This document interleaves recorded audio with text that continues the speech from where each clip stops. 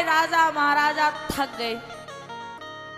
जब धनुष हिला तक नहीं, तब जनक जी खड़े हुए सभा में और उन्होंने कहा कि अब मैं समझ गया हूं कि ये जो धरती है ना, ये धरती पे अब वीरों की कमी हो गई है। अब इस धरती पर वीर है नहीं। अवजन को माखे भटमानी, वीर विहीन मही में जानी। मैं समझ गया कि ये धरती अब वीरों के विहीन हो गई है। इस धरती पर अब वीर रहे ही नहीं है। तजहु आस निज निज गृह जाओ। अब आप सब अपने अपने घर चले जाओ। और सुनो, आज के बाद कोई ये मत कह देना कि मैं वीर हूं।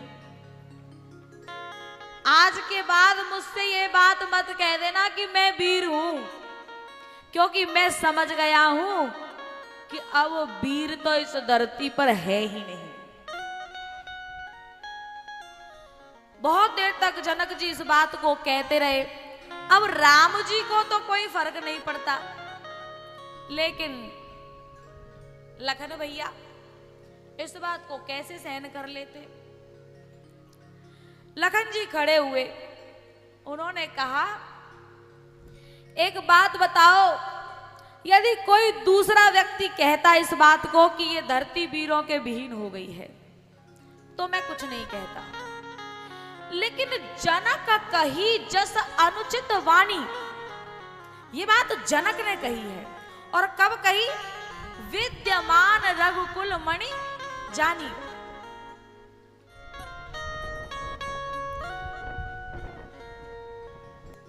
लक्ष्मण जी ने कहा कि कोई और इस बात को कहता तो कोई बात नहीं थी, लेकिन जनक कही। अच्छा, कोई और कहता तो कोई बात नहीं, लेकिन जनक कही, ऐसा क्यों सोच रहे हैं लक्ष्मण जी? क्योंकि जनक जी ज्ञानियों में अग्रगण्य है, महाज्ञानी है। तो जो ज्ञानी होगा वो परमात्मा तत्व को, ब्रह्म तत्व को तो अच्छी तरीके से जानेगा। तो कोई और राम को पहचाने न पहचाने, लेकिन जनक जी तो महाज्ञानी है। क्या ये राम को नहीं पहचान पाते? क्या ये मेरे प्रभु को नहीं जानते? और मेरे प्रभु इस सभा में बैठे हुए हैं, मेरे प्रभु के सामने ये कह रहे हैं कि ये धरती वीरों के विहीन हो गई है। मेरे प्रभु यहां नहीं बैठे होते तब कहते तो कोई बात नहीं थी, लेकिन जनक कही जस अनुचित वाणी, वेद्यमान रघु कुल मणि जानी।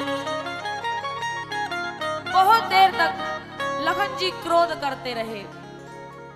उसके बाद राम जी ने इशारा किया आंखों से, लखन शांत हो जाओ और अब बैठ जाओ। लखन जी बैठ गए।